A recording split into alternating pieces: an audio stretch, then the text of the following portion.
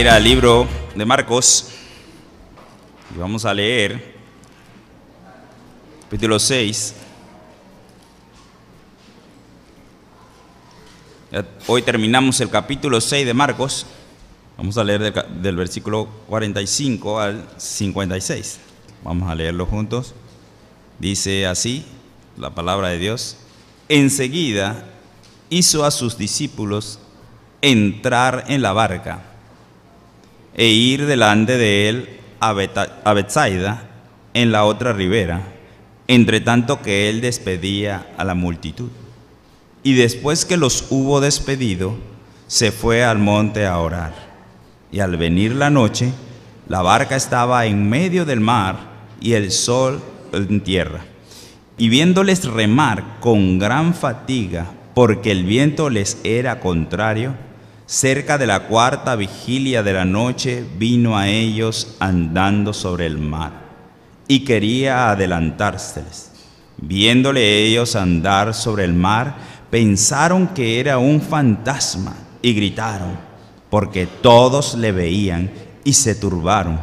Pero enseguida habló con ellos y les dijo: tened ánimo, yo soy, no temáis. Y subió a ellos en la barca, y se calmó el viento, y ellos se asombraron en gran manera y se maravillaban, porque aún no habían entendido lo de los panes, por cuanto estaban endurecidos sus corazones. Terminada la travesía, vinieron a tierra de Genesaret y arribaron a la orilla. Y saliendo ellos de la barca, enseguida la gente le conoció.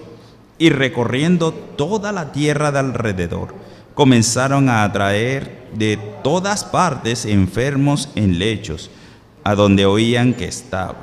Y donde quiera que entraba, en aldeas, ciudades o campos, ponían en las calles a los que estaban enfermos y le rogaban que les dejase tocar siquiera el borde de su manto, y todos los que le tocaban quedaban sanos. Amén. Wow. Poderoso Jesús, ¿verdad? Jesús poderoso. Y hoy estamos con el tema de Jesús es poderoso en la tempestad. Y bueno, una tempestad es un viento fuerte en el mar, tempestad. No era un huracán, era una tempestad lo que estaban pasando allí en ese momento los discípulos. Vemos que después viene esta escena donde Jesús lleva a sus discípulos al barco y los envía delante de él. O sea, los envía que se adelanten, pues. Los envía a Betsaida. Vayan a Betsaida. Después yo los alcanzo, como quien dice, yo después los alcanzo. Y él se quedó a despedir a la multitud de esa que alimentó. Vamos a ver cómo esos discípulos en medio de su viaje se encuentran con vientos contrarios. Y también reconocer pues que las pruebas no vienen solamente para corregirnos, sino también para crecer. Eso es una prueba de crecimiento.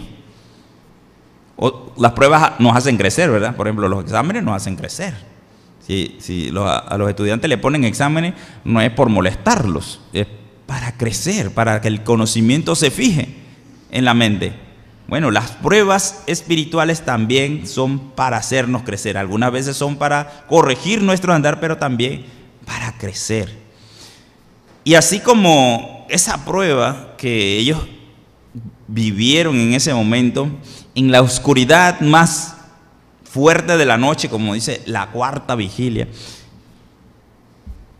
pues ellos debían salir de allí fortalecidos. Y es importante que nosotros tengamos claro eso. Qué difícil es entrar a una prueba sin oración. Enfrentar la oración. ¿Se acuerdan cuando Jesús le dijo a Pedro: oren para que no entréis en tentación? Venía una prueba difícil para Pedro y él le dijo: ora para que no entren en tentación. ¿Y qué hizo Pedro? Se fue a dormir. ¿Será que la iglesia está durmiendo cuando es tiempo que debemos estar apercibidos orando? ¿Será que nosotros no entendemos qué está pasando?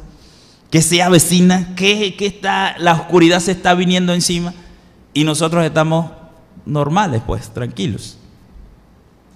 Dios quiere que estemos listos porque se aproxima un tiempo oscuro, un tiempo negro. Y uno no lo dice por repetir palabras, sino que uno está viendo. ¿Saben qué? La misma iglesia está abandonando sus estructuras. La misma iglesia está abandonando las estructuras. O sea que ya los cristianos no se reúnen en las iglesias y se están cerrando las iglesias y se están cerrando los ministerios porque ya el mismo creyente ya está abandonando. Se está haciendo al mundo, pues. Eso es triste, cuando ya los mismos cristianos dejan de creer y ya no apoyan el ministerio de la iglesia, el ministerio que Jesús dejó. Es necesario que estemos orando. Es necesario que esta iglesia esté orando, porque vienen tiempos difíciles, vienen pruebas. Así que es importante que este evento o esta situación que vamos a aprender hoy sea algo para aprender, de que nosotros no debemos estar estancados. Una iglesia se puede estancar, una iglesia puede quedar sin crecer. Cuando todos los miembros de la iglesia están en un mismo nivel, no existe eso, pero cuando todos los mismos miembros de la iglesia están así como que ya no hay más nada que hacer aquí, no hay interés de nada, la iglesia se estanca. Pero es importante que cada creyente tenga claro cuál es la meta. Si nuestra meta es venir nada más los domingos aquí a escuchar palabra de Dios, estamos perdidos. No es la meta. Si nuestra meta es dar, ofrendar, también estamos perdidos. Porque yo soy parte de la meta. La meta es que yo me convierta en alguien, en un multiplicador. Jesús nos lo está aquí esbozando, como Él predica, después se multiplica y sigue predicando. Eso es lo que tenemos que hacer. Nunca debemos parar de predicar el Evangelio como individuos. Nunca. La iglesia tampoco debe parar. Pero no es la iglesia la que va a ocupar la oportunidad de predicar el Evangelio. Nosotros predicamos individualmente. Esa es nuestra misión, predicar el Evangelio individualmente. Si nos reunimos para predicar, amén. Qué bueno cuando nos vamos juntos y la gira misionera, ¿verdad? Y nos vamos y predicamos y convivimos. Pero la gira misionera no es el modelo de predicación. No es. ¿Cuántas giras misioneras hicieron los primeros cristianos? No hay registro en Hechos que yo haya encontrado de que se fueron los cristianos juntos todos a la gira misionera a Colombia. No está ahí, ¿verdad? ¿Qué es lo que hacían los cristianos? Vivían. Y su vida era su predicación. Donde ellos estaban, ellos predicaban. El modelo también nos lo da Pablo. Donde ellos iban, predicaban. Así que había ministerios en las iglesias. ¿Cuáles eran los ministerios? El de la predicación. Claro que sí servían a las mesas porque había una necesidad específica en esos tiempos. Pero ¿qué dijeron los discípulos cuando se les pidió? Por favor, atiendan a las mesas. Y dijeron, no podemos descuidar el ministerio de la oración y la predicación de la palabra. Los apóstoles dijeron eso, no podemos descuidar estas dos cosas que son importantísimas. Para nosotros es importante la oración y la predicación de la palabra. Así que una iglesia estancada es una iglesia donde los miembros se quedan en un mismo lugar. Una persona que entra al ministerio de la iglesia debe crecer, debe enfrentar nuevos retos. Primero con su vida, estar creciendo, estudiando, evangelizando, leyendo la palabra de Dios, meditando en ella, dando testimonio, compartiendo. Y debe entregarle todo a su Señor, todo lo que somos y lo que tenemos también. Luego, si pasa mucho tiempo en la iglesia haciendo esos pasos cruciales que ya los vimos, ¿verdad? Los pasos cruciales que tomamos, quiero crecer, quiero convertirme ¿en quién me quiero convertir? En un maestro, en un líder. Eso es crecer. No me quedo estancado, sino voy creciendo y me convierto en un líder. Quiero enseñar, quiero ser un maestro de la escuela dominical, quiero entrenarme para enseñar a niños, quiero entrenarme para ser un evangelista, quiero entrenarme para predicar el evangelio, quiero entrenarme para ser misionero, quiero crecer. Porque se necesita la estructura, la organización. Nosotros somos los impulsadores del evangelio. Nosotros somos los que vamos a echar para adelante la obra de Cristo. Ahora, si no hubiera pastores, ¿quién echa la obra para adelante? La iglesia. Ahí cantamos, ¿verdad? La iglesia. La iglesia tiene que echar la obra para adelante. No son los pastores los que echan la obra para adelante. Son la iglesia. Somos todos los que tenemos que, unidos, multiplicarnos. Unidos, ser discipuladores. Si esa fue la misión que nos envió el Señor Jesús, ir y hacer discípulos. Entonces yo tengo que escuchar esa misión y es mi responsabilidad hacer discípulos, multiplicarme. Todos deben multiplicarse, todos nos debemos convertir en discipuladores. Si alguien ha estado acá con nosotros y no se está multiplicando, hay un problema, se quedó estancado. Si dejo de multiplicarme, hay un problema, nos estancamos. Si todos nos hacemos viejitos y no hay discipulado, ¿qué pasa? Se mueren la iglesia, porque todos nos vamos a morir algún día, ¿verdad? Y si todos nos hacemos viejitos y nos morimos todos y no nos multiplicamos, se muere la iglesia, se cierra estas instalaciones. Qué tristeza cuando los jóvenes se van, y que todos los jóvenes se van de la iglesia. Que se vayan todos los jóvenes de aquí, imagínense, ¿no? Niños y jóvenes se van de aquí, y queden nada más nosotros los viejitos. Yo no estoy viejito, pero por decir viejito. Mi esposa dice que no diga que soy viejito. Pero piensen en ese momento, que se vayan todos los jóvenes que tengan de 20 para abajo. Se van, se van. Esos están muy jóvenes, no, 20 mejor. Niños, pues los niños de 20 para abajo. Pues. Imagínense que se vayan. ¿Qué queda? ¿Qué queda? Hay iglesias que hemos encontrado en esa situación, no tiene jóvenes. Y digo, ¿qué están haciendo aquí? No hay jóvenes en esta iglesia. Algo pasó. Los jóvenes son la siguiente generación. Tenemos que trabajar en que los jóvenes comiencen a tomar lugar en el ministerio. Si ustedes, los jóvenes, no despiertan, la iglesia se acaba. Ustedes son la última generación. Los últimos que verán quizás la venida del Señor Jesucristo. Ustedes son el futuro de la iglesia. Así que ustedes tienen que despertar a la misión, a lo que el Señor Jesús nos está indicando. Cuando ustedes ven que reunión de líderes, no sé qué, yo veo videos de que reunión de pastores, no sé qué, ves la imagen, pocotón de señores mayores de 50 años. Yo, ya la vida, no hay jóvenes ahí. ¿Dónde están los jóvenes? ¿Dónde están los predicadores jóvenes? Si no hay predicadores jóvenes, ¿qué se espera de la iglesia? Haga una reunión de las iglesias, de los ministerios. ¿Dónde están los líderes? O pocotón de personas mayores de 50. No dice, pero ¿dónde están los jóvenes? Los jóvenes son el futuro de nuestra iglesia, así que tenemos que prestarle atención. Nosotros hemos decidido prestarle atención a los niños, pero hay que prestarle atención a los jóvenes para que también estén en ese camino del discipulado. Así que los 12 pasaron por todo eso.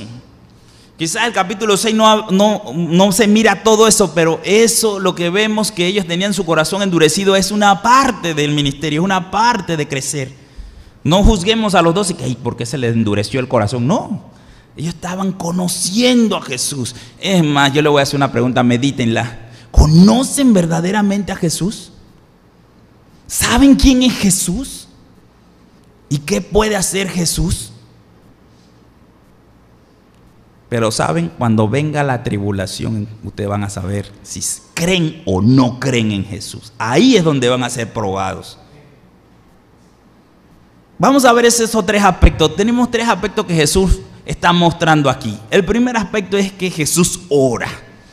Estaba orando, pero él preparaba tiempo de oración. Qué interesante eso, ¿verdad? Que Jesús preparaba tiempo para orar. En segundo lugar, vamos a ver que Jesús tiene ese poder para ver la necesidad de sus discípulos. Como maestro, Él ve necesidad, pero también es Dios, ¿verdad? Así que Él ve más allá. Él tiene una visión más larga que la de nuestra, ¿verdad?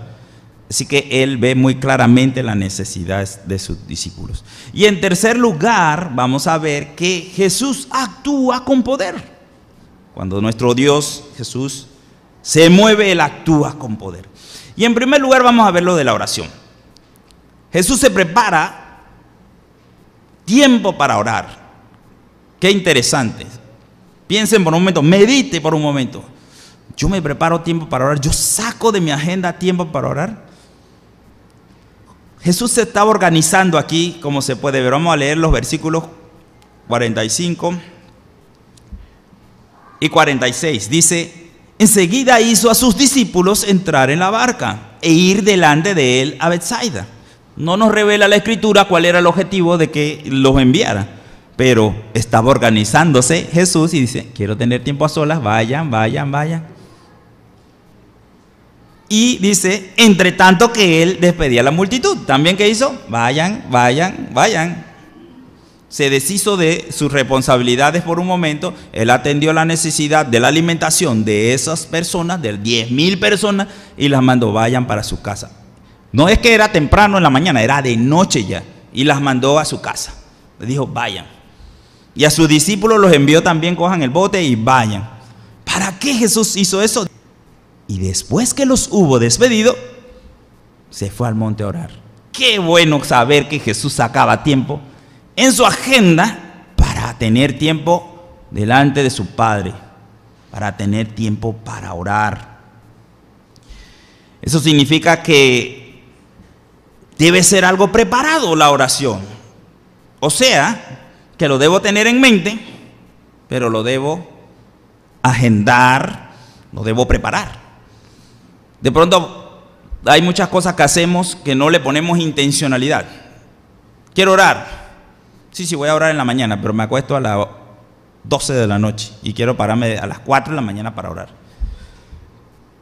No es muy bueno hacer eso. Usted tiene que descansar también. Así que yo debo agendar. Si yo quiero pararme temprano a orar, debo acostarme temprano. O si quiero orar en la tarde, dice, sí, esta tarde voy a orar. Y en la tarde meto un montón de actividades que voy a orar. Si yo no agendo el orar, no voy a orar. Si yo no agendo tener una cita con Dios, no voy a orar. Así que es importante que sea agendado. La oración es un mandato de Dios. Los niños lo dijeron. ¿Qué dijeron, Daniela? Orad sin cesar. Orad sin cesar. Es un mandato de Dios. No debemos dejar de orar. ¿Qué tanto oraba Jesús? Registren, estudien. ¿Cuántas veces oraba Jesús? A noches enteras pasaba orando. Noches enteras. Imagínense. ¿Y nosotros? ¿Qué tanto es nuestro tiempo de oración? Dice un librito que ustedes estudian por allí, que un hombre es tan fuerte como su tiempo de oración. Un cristiano es tan fuerte como su tiempo de oración. Dice también en Samuel llegó a entender que pedir y rogar por su pueblo era tal que si no lo hacía era un pecado. En 1 Samuel 12:23, él dice, wow, si yo dejo de orar por ustedes, para mí es un pecado. Puede llegar a ese nivel de que si no oramos por nosotros ni por las necesidades, puede convertirse en un pecado. Porque sabiendo que hay necesidad y es una orden de orar sin cesar, entonces debemos orar. ¿Y saben algo más? Vamos a buscar 2 Corintios 10. Habla de ¿qué es la oración? 2 Corintios 10, versículos 3 y 4. Dice, pues aunque andamos en la carne, no militamos según la carne. O sea, no andamos en guerras de carne. de guerras de acá, de lo físico, sino que porque las armas de nuestra milicia no son carnales, sino poderosas en Dios para la destrucción de fortalezas. Pues nos está diciendo que la oración es la arma poderosa para destruir fortalezas. ¿Creemos eso? Amén.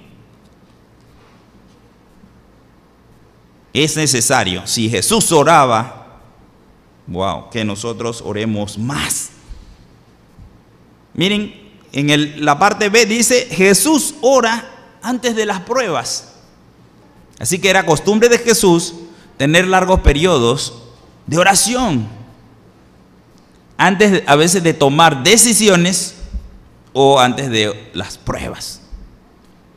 Y no eran simples oraciones, eran oraciones profundas, eran fuertes oraciones. La oración nos fortalece y nos aclara la voluntad de Dios. Vamos a ver esos tiempos donde Jesús era fortalecido. Lucas, en el libro de Lucas vamos a buscar dos pasajes. Lucas 6, versículo 12. Dice, en aquellos días Él fue al monte a orar y pasó la noche orando a Dios. ¿Qué hizo Jesús después al otro día? Dice, y cuando era de día, llamó a sus discípulos y escogió a 12 de ellos, a los cuales también llamó apóstoles. Una decisión importante, escoger a sus 12 discípulos. Oró toda la noche, se preparó toda la noche para tomar esa decisión. Pero a veces nosotros, hacemos las cosas así. Sí, tú, vamos. No ponemos en oración nada, no, vamos a comprar algo y no oramos. Tomamos una decisión importante en nuestro trabajo, no oramos. No, así no es. Dios nos está enseñando, hay que orar. Y a veces hay decisiones importantísimas, donde uno debe orar para que Dios sea exaltado, Dios sea glorificado. Entonces es necesario que yo me ponga a ayunar. Cosas difíciles. Lucas 22, estando ya en sus últimos días, en su último día, dice Lucas 22, 39, dice, y saliendo se fue como solía al monte de los olivos, como solía, y sus discípulos también le siguieron. Cuando llegó a aquel lugar, le dijo, orad, que no entréis en tentación. Wow, le estaba diciendo, oren. Y él se apartó de ellos a distancia como de un tiro de piedra y puesto de rodillas, oró, diciendo, Padre, si quieres, pasa de mí esta copa, pero no se haga mi voluntad, sino la tuya. Y se le apareció un ángel del cielo para fortalecerle. La oración debe traer fortaleza, fortalecerle.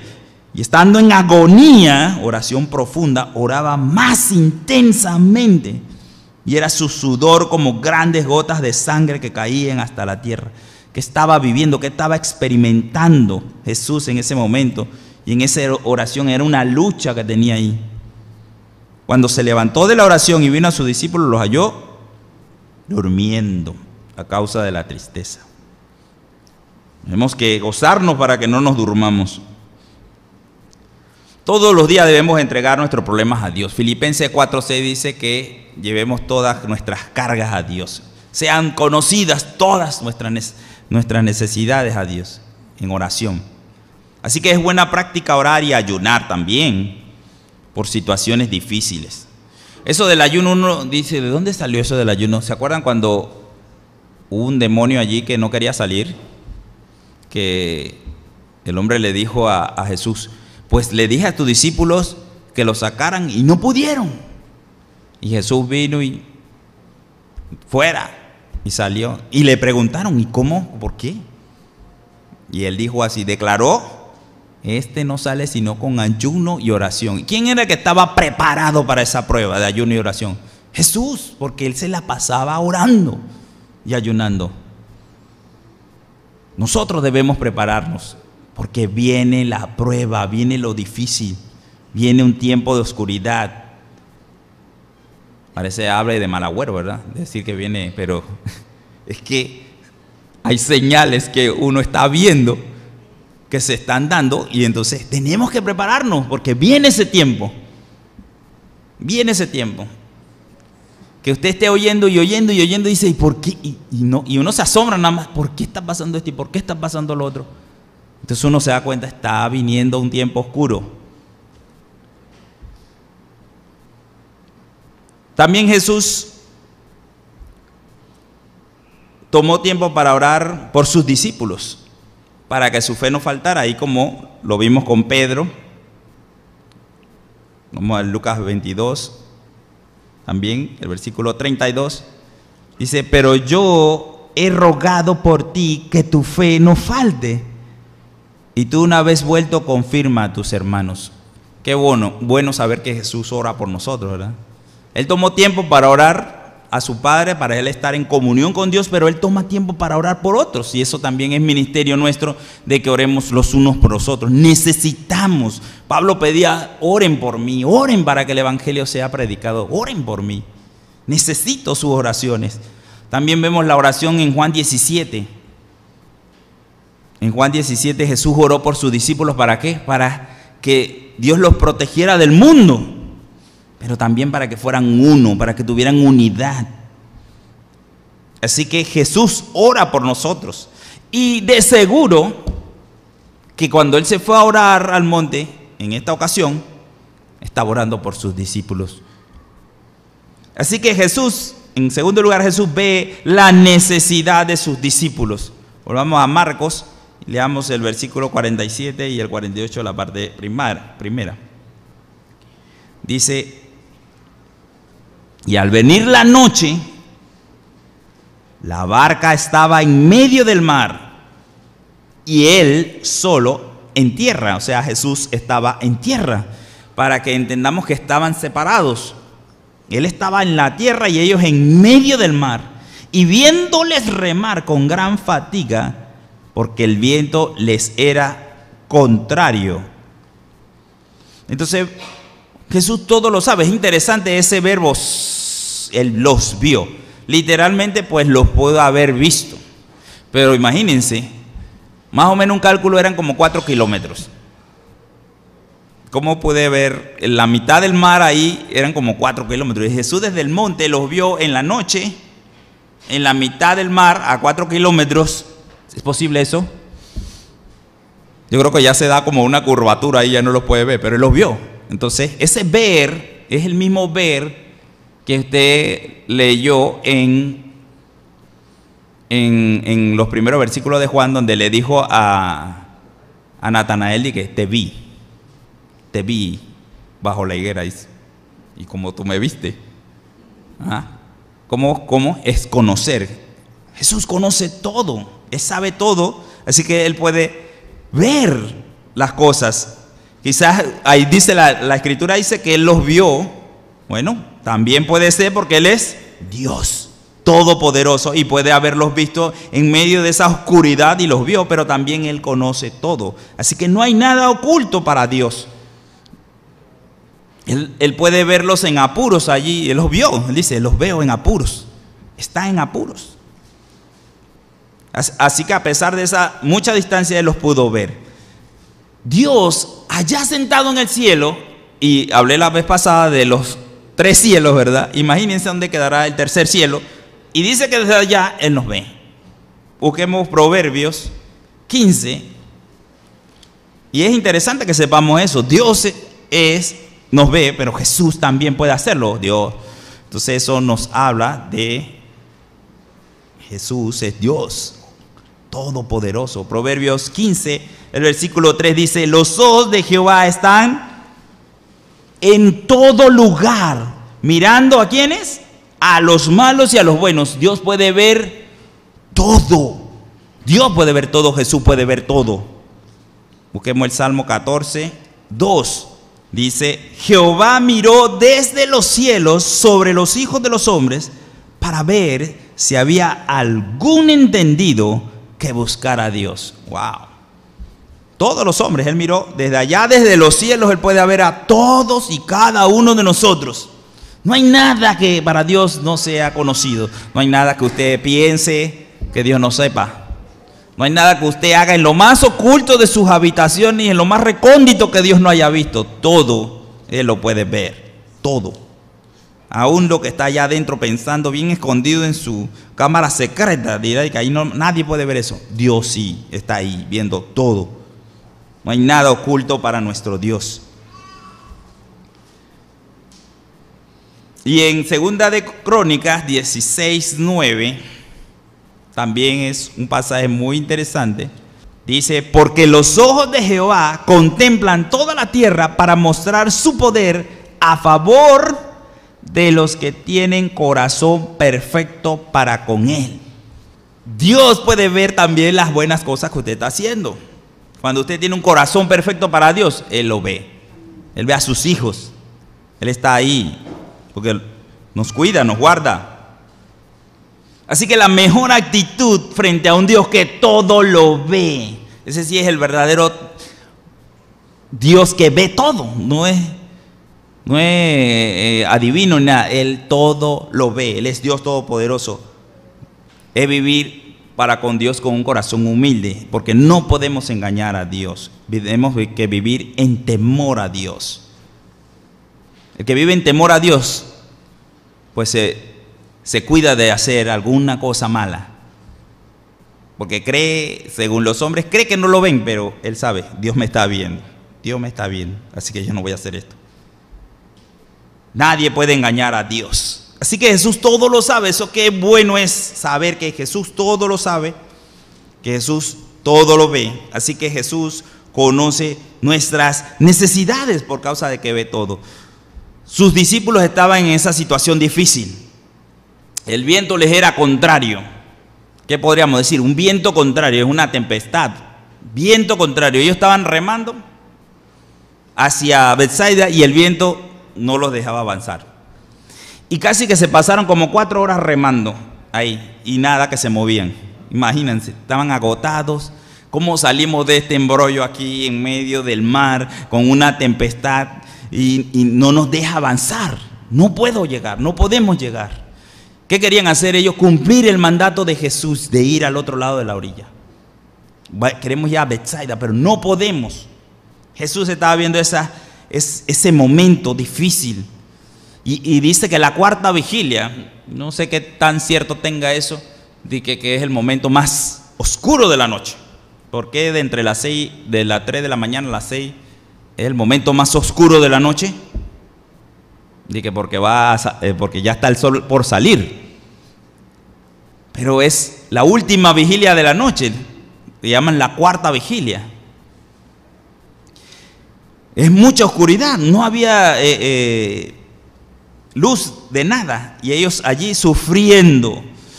Les digo que algo parecido sentimos allá cuando fuimos a Cartía, algo así, pequeño, pero como las olas agarraban el botecito y lo movían para donde le daba la gana, porque el viento era contrario, y boom, boom, boom, boom, imaginen, tiempo contrario hace olas y boom, boom, boom, y eso era una cosa horrible. Y ellos remando, imagínense, nosotros íbamos en un bote con motor, pero nos trató el viento, nosotros nos sentíamos como desesperanzados. Ellos estaban, los otros estaban tranquilitos, nosotros estábamos desesperados. Y dije, ahí hay mucho que aprender, ¿no? Hay mucho que aprender, pero piensen por un momento, ¿qué causa que uno esté remando en un bote? Imagínate todos esos pescadores allí. Allá había un publicano que él no sabía nada del mar. Ese era el que estaba más asustado de todo ahí, porque los otros 6 eran pescadores, así que esos eran los que tenían más experiencia y quizás diciéndose, no, remen para acá, remen para allá, hagan esto, hagan lo otro. O sea, mantener la unidad en medio de la desesperación. Después, fatigados de tanto remar, no llegaban a ningún lugar y el viento contrario. Piensen en esa situación para sacarlo allí y ponerlo. Miren una iglesia cómo se pone, una iglesia fatigada, cansada, que no llega a ningún, no avanza, porque hay vientos contrarios. Hay vientos contrarios, va a venir vientos contrarios a la iglesia. ¿qué vamos a hacer? No vamos a poder avanzar. Quizás va a venir el tiempo donde nos digan, ya ustedes no se pueden reunir. Imagínense cuando nos digan eso. Ya ustedes no se pueden reunir, ¿no? Porque eso es contrario a las libertades. Así como Evo quiere meter en algunas cosas por allá de su legislación. Dice que los metió como terroristas, yo no sé, algo así. Yo digo que eso puede ser posible. Pero que si acá se presentase esa situación, que cambie el gobierno y se ponga uno que diga, pues no se va a reunir la iglesia. ¿Qué haríamos si hay un viento contrario a la iglesia? Luchando contra la tempestad. Veamos la respuesta acá del Señor. Era una situación de derrota, de frustración, de desesperación. Ellos necesitaban poner su confianza en su Señor. Mas lo que ellos experimentaron fue temor, miedo.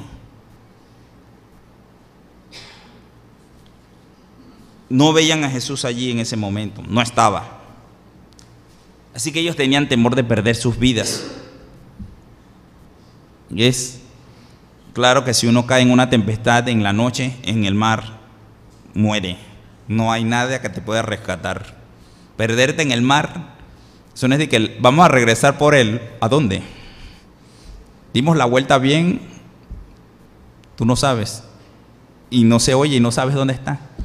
Así que cuando una persona cae al mar, inmediatamente está muerta. Porque se perdió. No hay cómo rescatarla.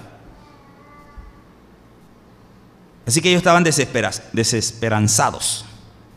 Era una situación difícil. Les digo que si nosotros vivimos así, ellos estaban sufriendo algo increíble.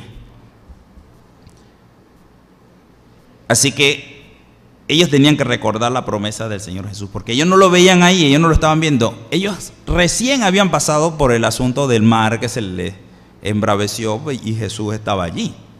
Y ellos lo despertaron, maestro, perecemos. Pero estaba allí. Cuando lo vieron allí, ellos confiaron, pero ahora no estaba allí.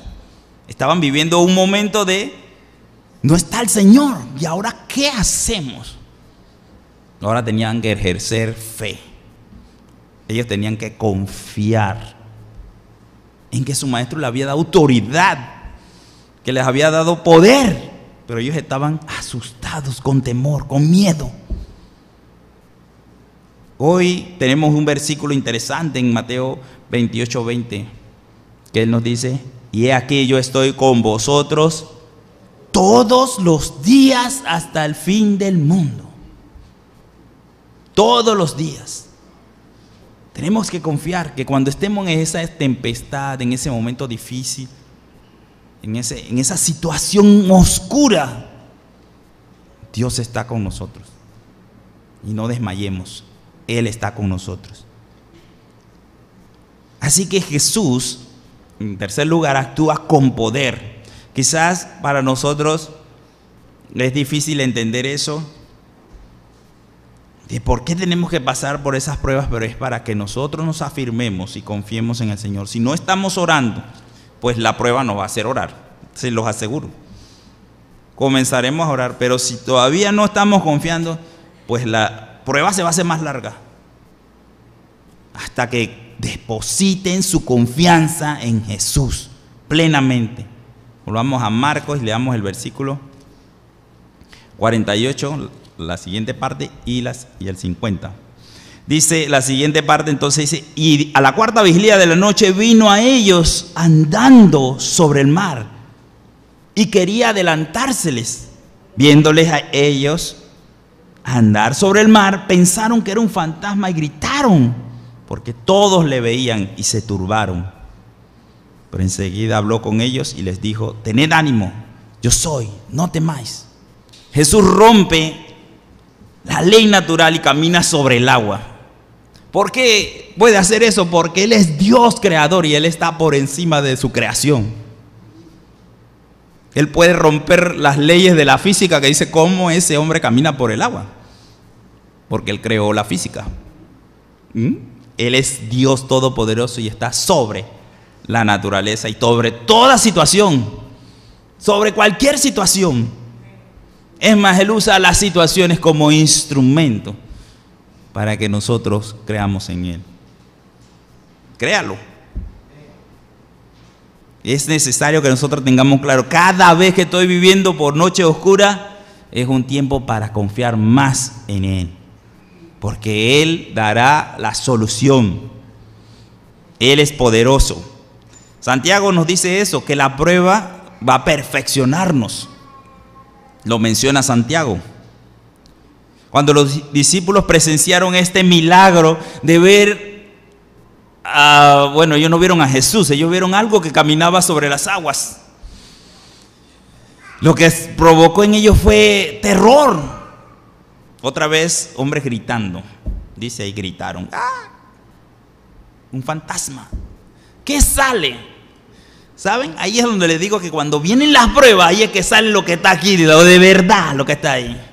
Ahí salen todos sus miedos, sus terrores y todas sus cosas. Hasta las supersticiones salen, todo. Es como cuando están chiquitos y que la bruja viene, que no sé qué, y ustedes comienzan a rezar porque viene el monstruo, les da miedo. Bueno, así les sale toda la superstición, les sale. Y a ellos les salió hasta eso. Ellos debían estar esperando que Jesús apareciera, pero no, ellos estaban asustados de tal manera, ya estaban desesperados, y ahora peor, ¿no? Un fantasma. Wow. Qué triste situación, ¿verdad? Fue triste ese momento, porque Jesús, piensa en ese momento, ellos están remando y Jesús va y les pasa al lado les pasa, o sea, dice que quería adelantárseles, les pasa al lado. Debería él estar esperando, esto me van a llamar y decir, maestro, maestro. No, lo que comenzaron fue a gritar de miedo y de terror de Jesús. Pero Jesús tuvo compasión de ellos, porque en ese momento oscuro es lo que hacemos nosotros. Ahí es donde va a salir verdaderamente en quién usted cree y en quién está usted confiando en ese momento oscuro. Y él le dijo, no teman, soy yo. Qué palabras de ánimo, no teman, tengan ánimo, soy yo. Así nos dice el Señor hoy, no temas. Estás pasando por esa prueba, no temas, soy yo. Soy yo.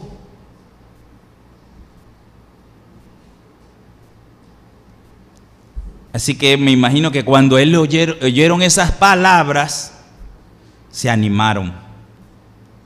Volvió la esperanza a sus corazones. Segunda de Timoteo 1:12 dice, por lo cual asimismo padezco esto, pero no me avergüenzo, porque yo sé a quién he creído y estoy seguro que es poderoso para guardar mi depósito para aquel día. Amén. ¿Jesús es poderoso para usted? ¿Ha confiado en depositar su vida en Jesús? Es necesario. Es necesario que depositemos toda nuestra confianza en Dios, en el Señor Jesucristo y en su obra. En segundo lugar, aquí dice, Jesús llega en el momento oportuno. No va a llegar ni antes ni después, va a llegar en el momento necesario. Así que ustedes tienen que resistir. Eso es lo que nos mandará. Orad y resistid al diablo. Oren y resistan, resistan, resistan. Porque Él va a llegar en el momento oportuno. Dios nunca llega tarde.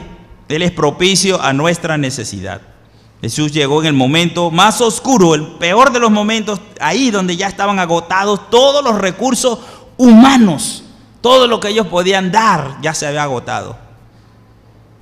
Ahora era el momento donde ellos estaban rendidos y ellos pidieron ayuda a Jesús. Y lo invitan a subir a la barca. Fue en ese momento. A veces tenemos que pasar por esos momentos. El momento de tribulación, para que uno se agote y diga, ya, Señor, ya no puedo hacer más nada. Solo tú eres el único que puede hacer algo. Pero todavía pensamos, yo puedo. Señor, también tú puedes, dale. Vas bien. Pero ¿qué? Hasta que ya dice, ya, me rindo mi vida a ti. Te entrego todo. Tú haz lo que quieras. No esperemos hasta ese momento. Él le invitaron a subir a la barca e inmediatamente sube a la barca. ¿Y qué sucede? ¡Bum! Se fue todo. No dice que se paró a regañar nada. Él nada más subió a la barca y listo. Se detuvo todo. Ellos querían pasar al otro lado, a Betsaida. Querían cumplir la orden de Jesús, pero querían ir en sus fuerzas. Solo fueron. No clamaron a Dios. Bueno, estarían clamando, pero todavía estaban en sus fuerzas. Estaban formando el carácter de Pedro, me imagino, que era uno que se quería llevar todo así, todo. En mi fuerza lo hago. Duro ese carácter de Pedro, que hasta el final todavía Pedro dijo, yo te salvo, Señor. Y sacó su espada y hirió a alguien. Yo te salvo. ¿Cómo puedes salvar a Dios? Pero él se creía tan poderoso que él dijo, yo te salvo. Y él está formando nuestro carácter. Él quiere formar nuestro carácter, de que confiemos en él. Pero también podemos experimentar que estar en la vida caminando sin él. ¿Qué le pasa a un barco que va sin Jesús?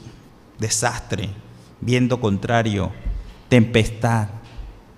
Es necesario que usted hoy abra su corazón a Jesús. Les pregunté al principio, mediten, ¿qué Jesús usted conoce? ¿Cuál es el Jesús que usted está experimentando? ¿El Jesús religioso? ¿El Jesús que usted ora para algunas cositas? ¿O el Jesús en quien usted ha depositado toda su confianza, toda su vida? Y les vuelvo a repetir, cuando venga el tiempo difícil, cuando venga la prueba, ahí van a saber a cuál Jesús te van a llamar. O la reacción que tengan, miren su reacción inmediatamente. Cuando viene una prueba, miren su reacción. Y ahí usted se va a dar cuenta en qué Jesús usted confía. Porque allí es donde salen las verdaderas intenciones. Cuando estamos aquí en tranquilidad, ay, Jesús para arriba y Jesús para abajo, ¿verdad? Jesús.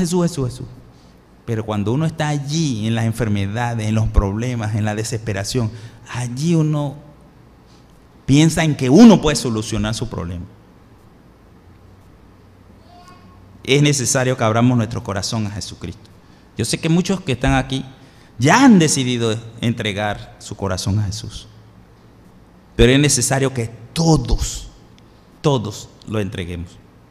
Así que, por causa de que es necesario que los hombres inviten a Jesús a entrar en su barca, es necesario que hagamos una oración de invitación. ¿Qué es orar? Es hablar con Dios, simplemente. Y si hacemos una oración de invitación a Jesús que entre en mi barca, en mi vida, en mi corazón, es solo pedírselo, es verdaderamente confiar de que Él va a entrar, de que Él va a apaciguar una vida desordenada, una vida desesperada. Así que les voy a pedir que inclinen su rostro y que oremos. Voy a hacer una oración donde le pedimos a Jesús que entre en nuestro barco. Si usted quiere hacerla, hágala. Repita después de mí: Padre amado, te pido, Señor, que perdones todos mis pecados. Y te abro la puerta de mi corazón. Gracias por morir en la cruz y tomar mi lugar. Hazme la persona que tú quieres que sea. Y quiero vivir para ti todos los días de mi vida. En el nombre de Jesús. Amén. Si usted ha invitado a Jesús a entrar en su corazón hoy, le aseguro que sí lo ha hecho. Él entra en su barca y va a venir paz a su corazón. Usted se ha convertido en un hijo de Dios. Es necesario que usted crea. Ya no podemos tener a Jesús físicamente acá, pero hay que tener fe. Es por fe, como dice Efesios. Es solo por medio de la fe que podemos recibir a nuestro Señor Jesucristo y caminar con Él. No se desespere porque el viento no se va a ir del todo, va a seguir la barquita ahí, pero la barquita ahora tiene a Jesús allí. Ahora usted puede clamar y decir: Jesús, morimos, y Él se va a levantar. Pero cuando la barca no tiene a Jesús, qué problema, ¿verdad? Así que nuestra vida está en Jesús. En conclusión, hemos sido encomendados a ir a todas las naciones como iglesia y a ser discípulos, enseñándoles que guarden la palabra de Dios, pero también multiplicándonos. Es necesario que la iglesia se multiplique para que la misión continúe. En medio del cumplimiento de la misión vendrá la hora negra. Es seguro que va a venir la prueba, la oposición del mundo.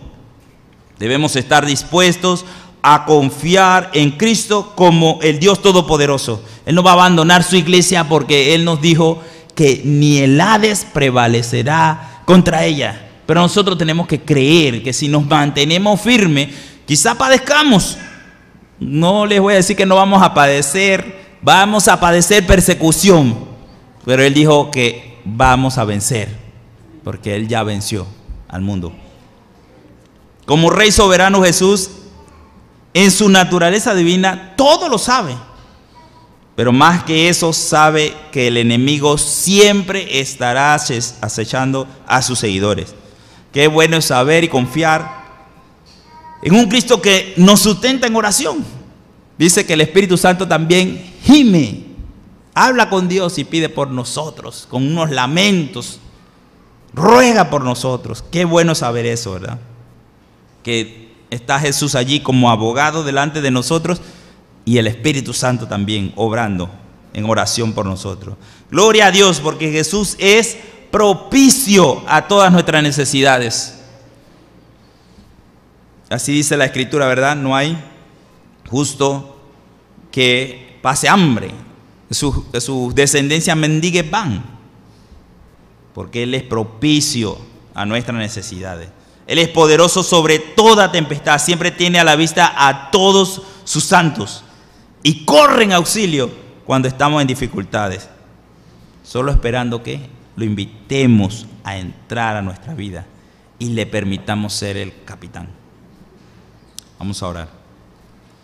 Padre, gracias Señor por tu palabra, gracias Señor por tu poder, gracias porque tú estás por sobre todas las cosas, Señor.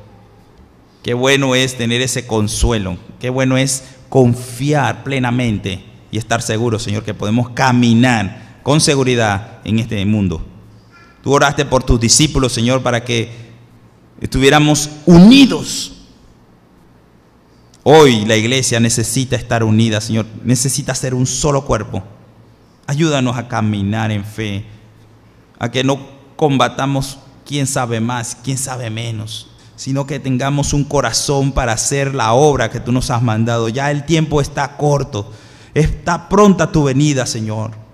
Ayúdanos a cumplir tu misión individualmente, Señor, a que ninguno de nosotros se quede estancado, Padre, sino que todos crezcamos en la gracia y el conocimiento de nuestro Señor Jesucristo, para entonces convertirnos en maestros, en discipuladores, en guía de otros, Señor. Ayúdanos, Señor, para que esta iglesia crezca, no en número, Padre, no queremos números, queremos discipuladores, gente que se multiplique. Padre, ayúdanos también a vivir sirviéndote en todo lo que hacemos, Señor, sea nuestro trabajo del mundo o sea sirviéndote tiempo completo. Ayúdanos a que en ese lugar donde estemos seamos de bendición a los que están alrededor, seamos luz para los perdidos, que nuestra vida sea un ejemplo de fe, que nuestra vida sea de verdad uno que se le puede llamar cristiano. En el nombre de Jesús, gracias por esta iglesia, Señor. Te pido que los bendigas, Señor, que los levantes, que los guíes, que los consueles, Señor. Sé que hay muchos están en necesidades, Señor, que muchos están preocupados por economía, por salud. Te pido, Señor, que seas propicio a sus necesidades y que ellos puedan descansar plenamente en ti, Señor. Que sus mentes no estén agobiadas por las necesidades físicas, sino que sus mentes estén llenas de paz, porque han llevado a tu presencia todas sus necesidades, Padre. En el nombre de Jesús, gracias. Gracias por los que también hoy han decidido entregar su vida a Jesús. Te pido para que tú los sigas guiando, Señor. Siga hablando a su corazón y que ellos puedan encontrar en la palabra y descubrir en la palabra, Señor, la vida eterna. En el nombre de Jesús, gracias. Amén.